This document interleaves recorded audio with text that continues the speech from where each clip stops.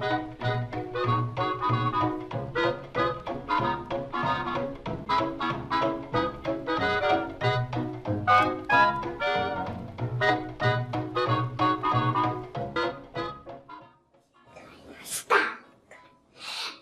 vítáme vás u druhého dílu.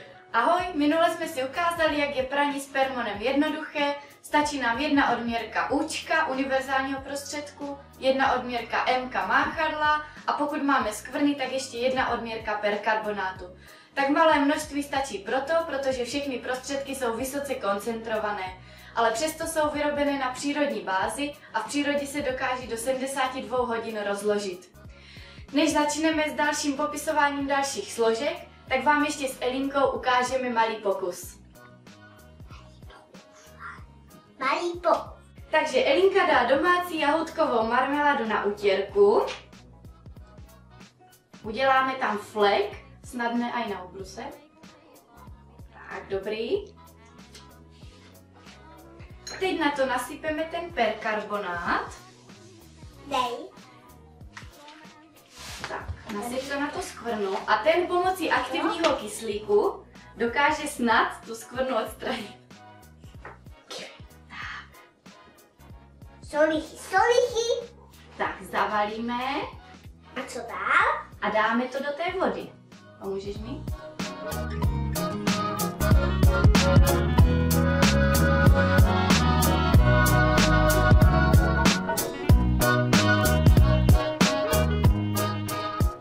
Tak, a zatímco budeme točit další videa, tak perkarbonát bude asi 20 minut působit.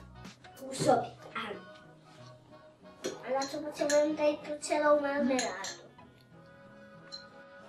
Pokud máte doma automechanika, kutila nebo kuchaře, který je od hlavy až k patě celý mastný, tak budete potřebovat ještě další složku a to je Permon D. Skvěle odstraňuje mastné skvrny a aplikuje se buď tak, že se přidá jedna odměrka už k předchozím složkám přímo do permonky, anebo za pomocí ventilu se nanese na předem namočenou skvrnu přímo do oblečení.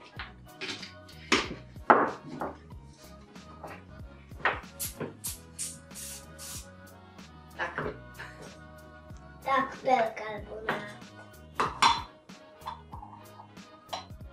Na prádlo z funkčních materiálů a nájemné prádlo, které chceme prát obzvlášť šetrně, máme Permon J. Ten se dávkuje zcela samostatně, bez předchozích pracích prostředků, dávkuje se 2 až 3 odměrky a přidává se změkčovadlo vody Permon Z, půl odměrky. Permon Z se využívá pro změkčování vody tam, kde mají s tvrdostí vody problém.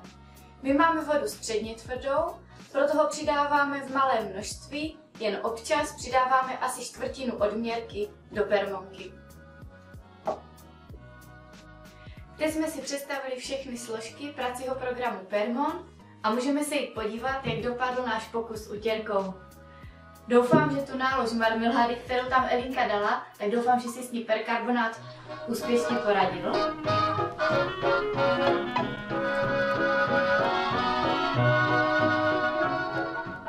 Já myslím, že náš pokus dopadl dobře, po marmeládě není ani stopy a takhle předepranou utěrku můžeme pak přidat k ostatnímu prádlu rovnou do pračky. Doufáme, že naše videa se vám líbila a že jste zjistili, že praní s pracím programem Permon je nejenom účinné, levné, ale taky jednoduché a šetrné jak k naší pokožce, tak i k přírodě. Děkujeme, že jste se na nás dívali a dívejte se i příště.